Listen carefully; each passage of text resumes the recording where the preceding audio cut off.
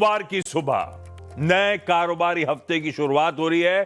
पहले रिकैप कर देता हूं बाजार का मूड माहौल, उसके बाद इस हफ्ते की अहमियत समझाता हूं। पिछले हफ्ते का कामकाज स्क्रीन पर रखिएगा। वो है 5 दिनों का कामकाज, पर ये पूरी पिक्चर बयान नहीं करेगा। दरअसल वेडनेसडे तक 7 दिनों की बैक टू बैक कमजोरी देखने को मिली थी। बैक टू बैक दबाव के साथ भारतीय बाजार कामकाज कर रहे थे। फाइनली थर्सडे को एक रिस्पाइट प्ले आउट होता हुआ नजर आया, एक वेलकम रिस्पाइट कह लीजिए। हां, फ्राइडे को एकदम रेंज बाउंड कह लीजिए। वो थर्सडे की रिकवरी के बाद रिकवरी को कंसोलिडेट करते हुए भारतीय बाजार नजर आए। रिकवरी अभी कह लीजिए डेवलप हो रही है। स्ट्रॉन्गर पार्टिसिपेशन चाहिए होगा मोमेंटम गेन करने के लिए। खैर, इस समय मेरे ख्याल से भारतीय बाजार के सबसे इंपॉर्टेंट है कि जिस 24,000 के स्तरों को डिफेंड करके घूमे थे, उस 24,000 को डिफेंड करें। सबसे इंपॉर्टेंट वही। हाँ, लास्ट वीक वॉलेटिलिटी काफी थी, वो दिख भी रहा था आपको, अभी स्क्रीन पे भी नजर आएगा। मामला थोड़ा सा दिक्कत भरा, और वो सबसे बड़ी दिक्कत थी जियोपॉलिटिकल रिस्क, वो वेस्ट एशिया का तनाव। उसी के चलते कच्चे तेल में उबाल आया था, और मोटा मोटी वही रीजन था यूएस बॉन्ड यील्ड्स और ग्लोबली बॉन्ड यील्ड्स के इंचअप करने का। तो इन्वेस्टर सेंटिमेंट के लिए इस हफ्ते यही चीजें डोमिनेट करेंगी। क्या हो रहा है वेस्ट एशिया में, क्या हो रहा है कच्चे तेल में, क्या हो रहा है यूएस बॉन्ड यील्ड्स में। पहले यूएस बॉन्ड यील्ड्स आपकी स्क्रीन पर रख देता हूं। हमने छोड़ी थी 4.69 पे, 4.71 पे खड़ी है। खैर, मैं आऊंगा उस पे। और वहीं अच्छा, इससे याद आया बॉन्ड यील्ड से, फ्राइडे को, क्योंकि इस समय सबसे बड़ा सरदर्द बॉन्ड यील्ड्स का है, यूएस के इन्फ्लेशन का डर, रेट एक्शन का डर, तो फिर सबसे इंपॉर्टेंट होगा जैक्सन होल सिंपोजियम की शुरुआत शुक्रवार को होने जा रही है, जहां पे नए फेड चेयर साहब जो हैं केविन वॉर्श, उनकी स्पीच लाइंड अप है। देखते हैं वॉर्श साहब उस स्पीच में क्या कहते हैं इन डेवलपमेंट्स पे। यूएस की बात छेड़ ही दी है मैंने, तो वेडनेसडे को ध्यान रखिएगा, उनका जीडीपी, उनका पीसीई प्राइसेस का नंबर, जिसको फेड बहुत क्लोजली देखता है, इन्फ्लेशन का वो साइड ऑफ द प्रिंट, वो रिलीज हो रहा होगा। और उसी दिन दुनिया की सबसे वैल्यूएबल कंपनी, जो दुनिया भर के मार्केट्स को मूव करने का दमखम रखती है, एनवीडिया, अपने तिमाही नतीजे भी घोषित करने वाली है।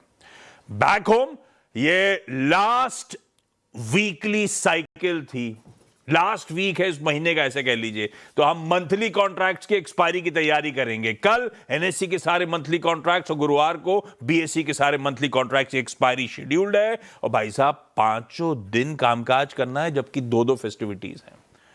वेडनेसडे को ईद थी और फ्राइडे को रक्षाबंधन था। ऊपर से इस लास्ट वीक में तनख्वाह भी नहीं आनी, तनख्वाह भी अगले हफ्ते की शुरुआत में आएगी। खैर, जो है देख लेंगे। गिफ्ट निफ्टी के क्यूज रख दीजिए स्क्रीन पे। 1/4% 50 पॉइंट बढ़त के साथ शुरुआत होने के इंडिकेशन गांधीनगर से गिफ्ट निफ्टी देता हुआ। लाइए जरा क्विकली एशियन पीयर्स रखिएगा स्क्रीन पे। आज सुबह सुबह एशिया का किस तरह का मूड है वो दिखा देता हूं। ये लीजिए, ये तीनों वैसे दबाव में होना बुरा नहीं है, लेकिन फिर भी एशिया लाल, प्लेट फ्लिप करिएगा। कॉस्पी, निकाई और ताइवान, जो आजकल यूएस से और उसके chip side of the story से ज्यादा क्यूज लेते हैं, दबाव में है।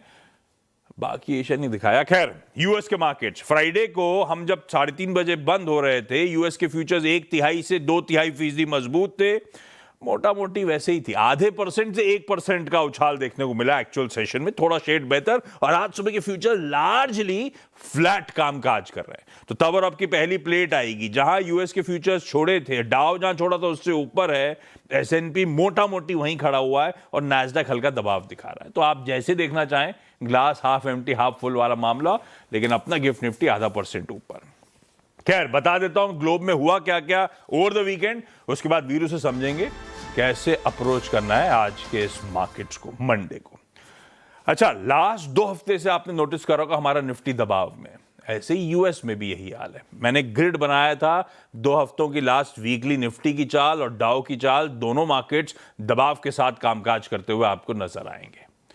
हाँ, और डायरेक्टर साहब ने जो स्क्रीन पे रखा था, सिर्फ यूएस और इंडिया की कहानी नहीं है। पिछले हफ्ते ऑल कंट्री वर्ल्ड इंडेक्स जो MSCI का है वो भी 1% दबाव के साथ ट्रेड कर रहा था, और पूरे ग्लोब में लार्जली सेल ऑफ के लिए रिस्पॉन्सिबल थे बढ़ती ट्रेजरी यील्ड्स।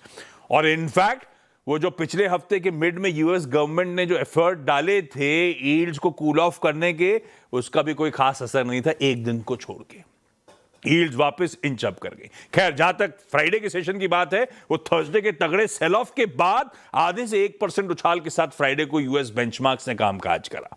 डाउ का इंटरडे स्क्रीन पर आएगा।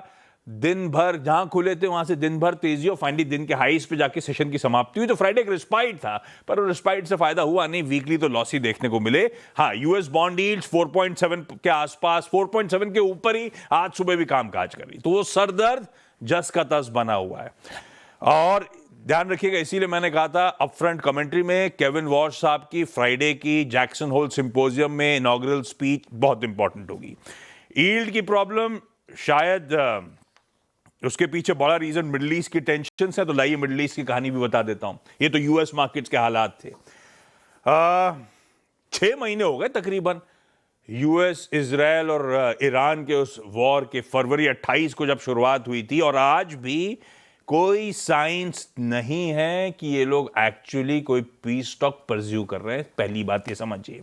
US treasury secretary Scott Bessent ने पिछले थर्सडे को क्या कहा था? मंडे को हम अब तक के इतिहास के सबसे टफेस्ट सैंक्शंस ईरान पे लगाने जा रहे हैं।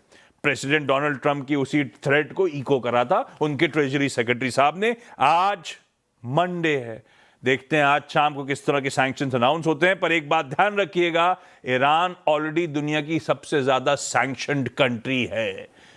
अब आप क्या ही कर लोगे उससे ज्यादा, जो भी है। एक बात लेकिन इससे लॉजिक ये है कि इकोनॉमिक प्रेशर अगर यूएस और डालने का मूड बना रहा है ईरान पे, तो लार्जली अब वो जो लार्ज स्केल कॉम्बैट ऑपरेशंस थे, अब शायद सैंक्शन की तरफ शिफ्ट हो रहे हैं। अब बहुत ज्यादा मिलिट्री एक्शन आपको देखने को मिले, ये अपने आप में एक रिस्पाइट है। ईरान के प्रेसिडेंट ने एक स्टेट एड्रेस करा था सैटरडे को, जिसमें कहा था कि हमने तो अपनी तरफ से मेमोरेंडम ऑफ अंडरस्टैंडिंग जो साइन करी थी उसका कोई भी क्लॉज कॉम्प्रोमाइज नहीं करा है। हम अपनी कोशिश कर रहे हैं यूएस और इजराइल के साथ ऑनगोइंग टेंशंस को एड्रेस करने के लिए डायलॉग और लॉजिक के साथ।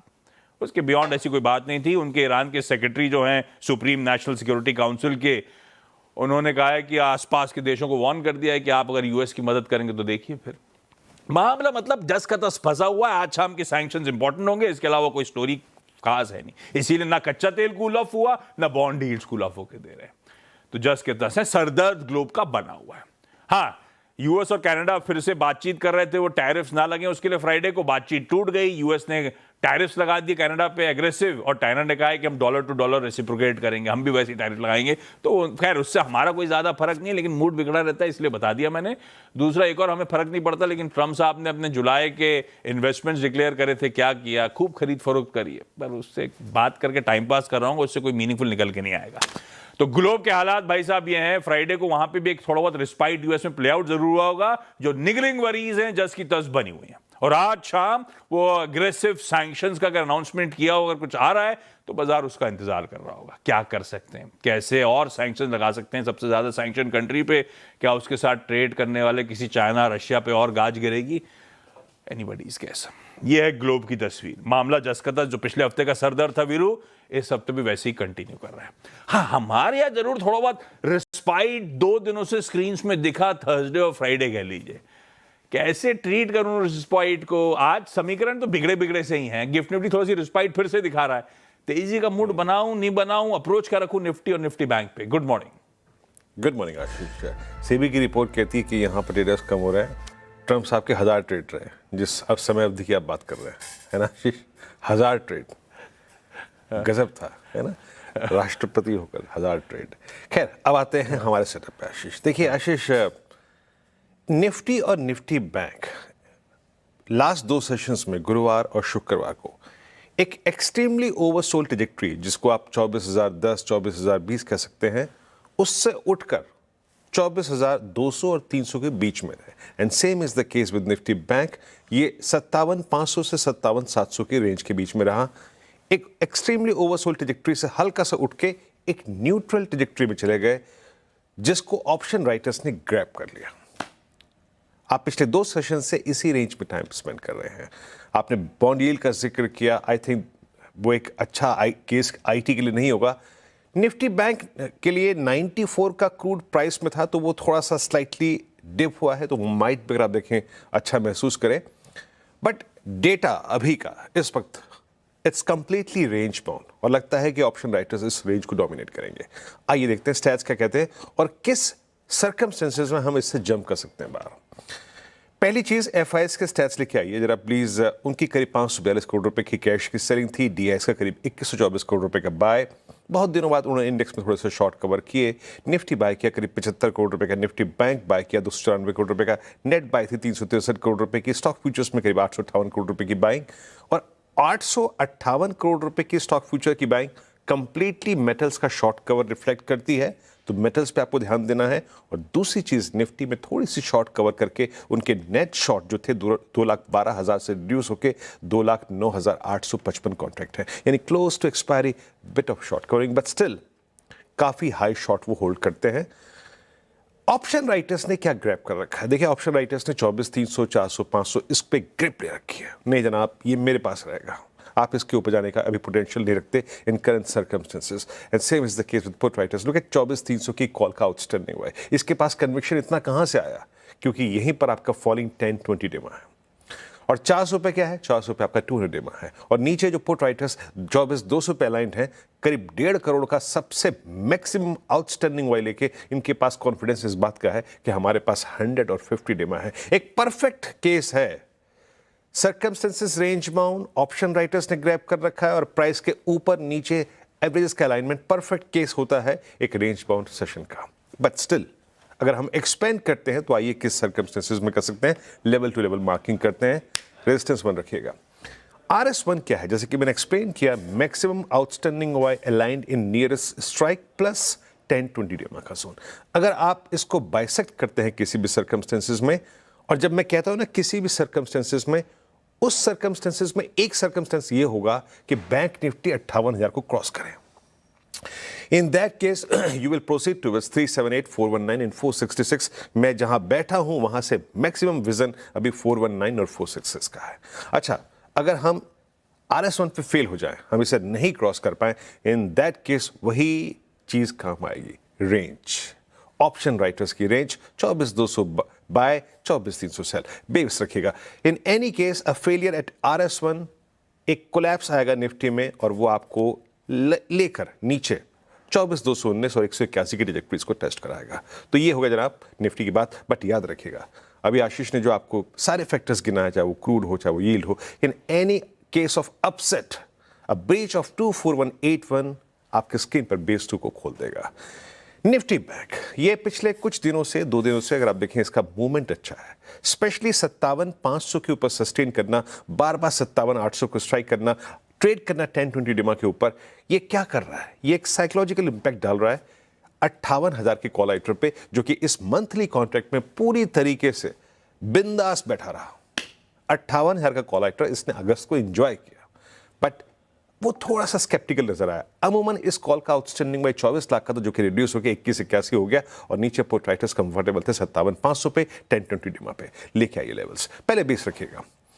स्लाइटली क्रूड डिप कर रहा है तो माइट भी अगर आप देखें बैंक निफ्टी अच्छा reaction they, but in any case base 1 का डिप काम करेगा आपके लिए। बाय का ट्रेड क्या है वहां पे? आपका 10 डेमा, 20 डेमा प्लस पुट राइटर्स अलाइंड है पूरी इस क्लस्टर में। और ऑन द हायर साइड अगर हम एक गैप अप के साथ खुल रहे हैं, हमारा फर्स्ट टेस्ट ऑफ स्ट्रेंथ होगा एट RS1, करीब 57,860 और करीब 58,050 का क्लस्टर।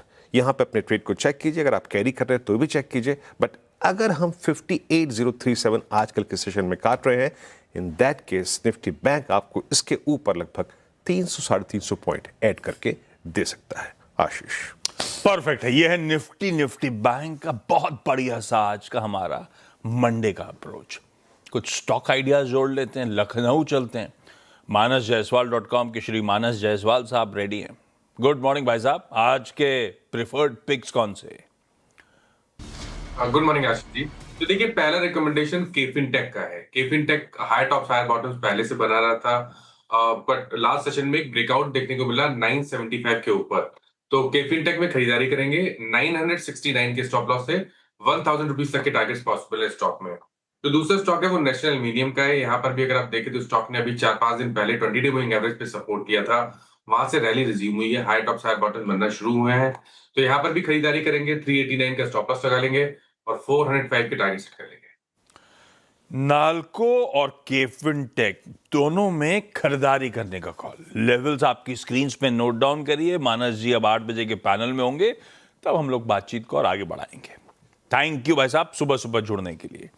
आज के सारे इंपॉर्टेंट स्टॉक्स इन न्यूज जो अपफ्रंट रेडार पर रख लेने नुपुर बताएंगी। नुपुर गुड मॉर्निंग, बताएं। Good morning. ब्लॉक डील के साथ आज फिर से शुरुआत करते हैं। लेंसकार्ट यहाँ पे एक बड़ी ब्लॉक डील देखने को मिल सकती है। ऑलमोस्ट 2800-2900 करोड़ की ब्लॉक डील आज यहाँ पर एक्सपेक्टेड है। एसवीएफ फ्लाइट ब्लॉक केमन की तरफ से जो है हिस्सेदारी बिकती हुई नजर आ सकती है। ब्लॉक डील की जो फ्लोर प्राइस है 635 रुपए के आसपास के 4.5 करोड़ शेयर्स इसमें एक्सचेंज होते हुए नजर आएंगे और जो फ्लोर प्राइस है मौजूदा भाव से 4% के डिस्काउंट पर रह सकती है। मीशो पर भी फोकस है। यहाँ पर भी ऑलमोस्ट 950 करोड़ की जो है ब्लॉक डील देखने को मिल सकती है। कॉम्बिनेटर डील जो है वो 1% जो 1.25% है हिस्सा बेचते हुए नजर आ सकते हैं। ब्लॉक डील के लिए फ्लोर प्राइस देखें तो 197 रुपीज के आसपास का है। मौजूदा भाव से ऑलमोस्ट 3 से 4% का डिस्काउंट आपको यहाँ पर नजर आएगा। डिक्सन और एम्बर पर भी फोकस रखें। सरकार ने मोबाइल मैन्युफैक्चरिंग स्कीम 2.0 लॉन्च कर दी गई है, तो ये काफी पॉजिटिव खबर है इन कंपनीज के लिए। एमपीएमएस स्कीम का जो कुल बजट है वो 62,500 करोड़ के आसपास का है। कंपनियों से आवेदन मांगे गए हैं और जल्द जो है मंजूरी यहाँ पर मिलती हुई नजर आ सकती है। इनफैक्ट अश्विनी वैष्णव जी का ये भी कहना था कि 3 मेजर कंपनीज होगी जिन्हें ये जो है अप्रूवल मिलता हुआ दिख सकता है। तो ये दोनों कंपनीज तो अपने रडार पर रखे लिस्टेड प्लेयर्स हैं। औरबिंदो फार्मा नेगेटिव खबर यहाँ पर आती हुई दिखी। यूएसएफडीए की तरफ से एक आपत्ति यहाँ पे जारी की गई है। तेलंगाना यूनिट पर यह आपत्ति यूएसएफडीए की तरफ से आती हुई नजर आई है। नेटको फार्मा पर भी फोकस है। 4 आपत्तियां यहाँ पर मिली यूएसएफडीए की तरफ से 17 से 21 अगस्त के बीच यहाँ पर जांच की गई थी। कैप्लिन पॉइंट पर भी यूएसएफडीए की तरफ से 10 आपत्तियां। तो आज फार्मा स्टॉक्स डेफिनेटली फोकस में रहने वाले। जी एंड फाइनली यहाँ पे सनब्राइट मॉरिशस को 20 करोड़ वारंट जो है जारी किए जाएंगे। 126 रुपए के भाव पर इस वारंट को जारी किए जाएंगे और जो टोटल वैल्यू है वो 660 करोड़ के आसपास है। शुगर स्टॉक्स पर फोकस है। जिस हिसाब से चीनी की कीमतें बढ़ी, अब सरकार एक्शन में आती हुई नजर आ रही है और मॉनिटर करते हुए दिखेगी आपको शुगर प्राइसेस। और फुट्सी के भी कुछ चेंजेस है जहां पे आपको फोकस रखना है। कुछ स्टॉक्स में जो है इनफ्लो आप देख सकते हैं, जैसे कि मीशो, लेंसकार्ट, ग्रो, भारतीय एयरटेल जैसी कंपनीज है जहां पे हाईएस्ट इनफ्लो एक्सपेक्टेड है फुट्सी एडजस्टमेंट्स को लेकर। परफेक्ट है। ये सारे इंटरेस्टिंग स्टॉक्स रखिएगा रडार पे भाई। वो फुट्सी की जो चेंजेस है डिटेल में अब टिकर टीम नीचे चला भी रही है आपके लिए। यहां पे एक ब्रेक ले लिया जाए। अभी लखनऊ गए थे मानस जी के पास, ब्रेक के उस पार अहमदाबाद चलेंगे कुंवर जी ग्रुप के रवि देवरा साहब के पास, वो बताएंगे बढ़िया सी आज की commodity call. Ravi ji good morning, आता हूं आपके पास।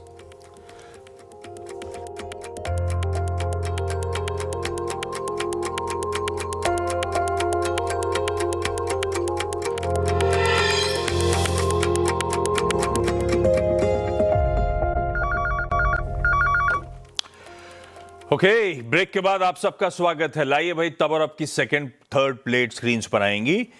अपने लिए प्रॉब्लम थी बॉन्ड यील्ड्स 4.69 पे छोड़ी थी, आज सुबह 4.71 पे खड़ी हुई है, तो मामला वही 4.7 के ऊपर मामला गड़बड़ाया ही रहता है। डॉलर इंडेक्स इंचअप ही कर रहा है। हाँ, ये अलग बात है कि कंफर्टिंग है, 99 के नीचे है, तो ये दोनों इंचअप कर गए भाई। और कच्चा तेल ये अभी 93, मेरे ख्याल से अभी 92.5 हो गया है शायद। ताज़ा भाव डॉक्टर साहब फायर करिएगा।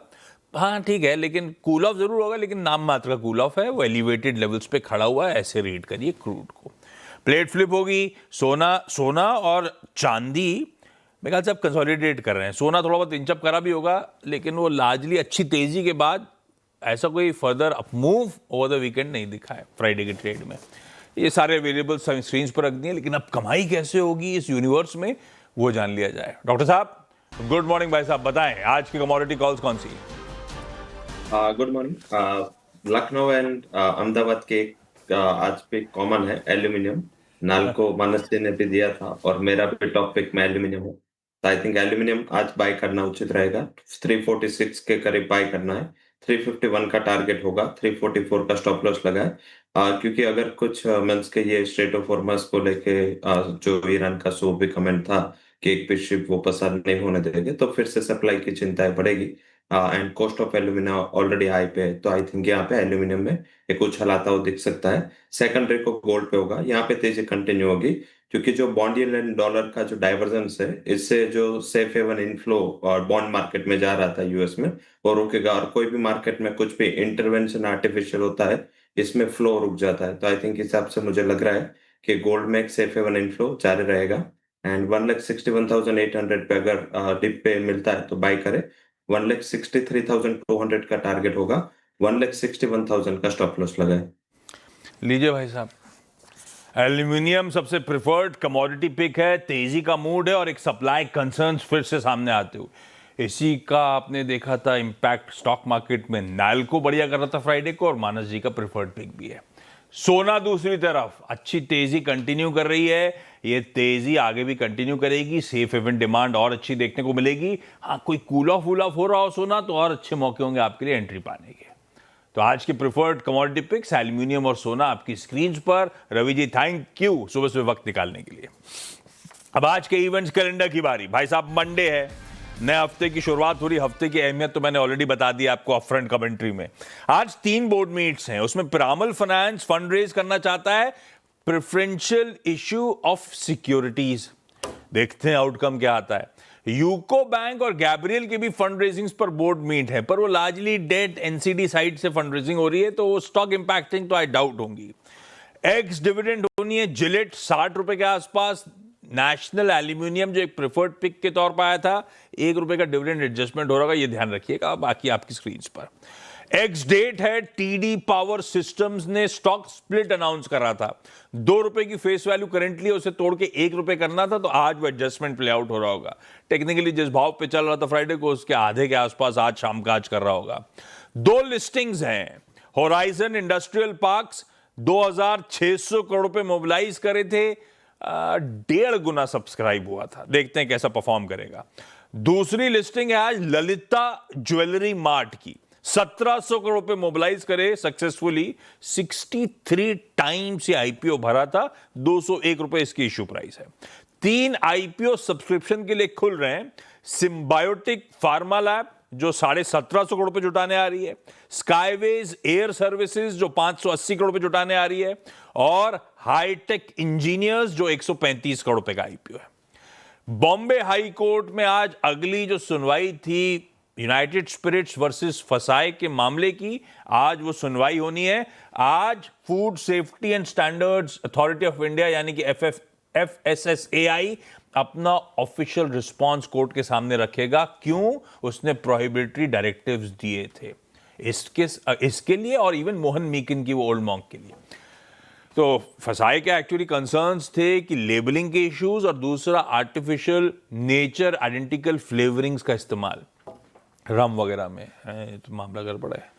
दूसरा, दिल्ली हाई कोर्ट में आज फिर से फसाए का फॉर्मल रिस्पांस होगा कि डाबर को क्या टेम्पररी परमिशन दे दी जाए, 100% प्रोडक्ट क्लेम्स वो जो है उसको एक्सटेंड कर दिया जाए उस परमिशन को। उस पर दिल्ली हाई कोर्ट भी आज सुनवाई कर रहा होगा। दोनों स्टॉक्स इंपैक्टिंग है, इसलिए मेंशन कर रहा हूं। लॉन्च है बजाज पल्सर 125 और 150 का, आज सुबह मेरे ख्याल से 11 बजे पुणे में लॉन्च शेड्यूल्ड है। नए सिम कार्ड के रूल्स आज से इंप्लीमेंट होंगे। डिपार्टमेंट ऑफ टेलीकम्युनिकेशन ने डायरेक्टिव इशू करा था, आज से लागू हो जाएगा। मैक्सिमम कनेक्शंस की कैप, 9 से ज्यादा मोबाइल कनेक्शंस पर इंडिविजुअल अलाउड नहीं है, और कुछ रिस्ट्रिक्टेड रीजन जैसे कि Jammu and Kashmir, Assam, north east में 6 से ज्यादा मोबाइल कनेक्शंस पर इंडिविजुअल अलाउड नहीं। और world humanoid robot games China में चल रहे हैं भाई साहब, कंटिन्यू करेंगे अभी तो इस हफ्ते की शुरुआत में एटलीस्ट। क्या गजब नए नए रिकॉर्ड्स बन रहे हैं रोबोट गेम्स में। कहां पहुंच गई ये दुनिया। चाइना खूब डोमिनेट कर रहा है, रिकॉर्ड्स तोड़ रहा है। उसेन बोल्ट के रिकॉर्ड तोड़े, वो तो हेडलाइन आपने हर जगह पढ़ी ली होगी, इस पर भी नजर रखिएगा। गजब टेक्नोलॉजी में सब आगे भाग रहे हैं। रोबोट्स के गेम हो रहे हैं यार, रोबोट बन नहीं पा रहे हैं से। खैर, ये सब मामला है सारा ग्लोब का हिसाब किताब। आज सुबह की सारी तैयारी इस मॉर्निंग कॉल शो में होपफुली काफी हद तक हो गई होगी, नहीं भी हुई है तो बने रहिए CNBC आवाज के साथ। ब्रेक ले रहे हैं, ब्रेक के उस पर लौटेंगे तो आज का टॉप 20 आएगा जहां पे स्टॉक स्पेसिफिक एक्शन की बातचीत होगी और 8 बजे डिटेल्ड होमवर्क फिर से करेंगे मुनाफे की तैयारी में। नमस्कार।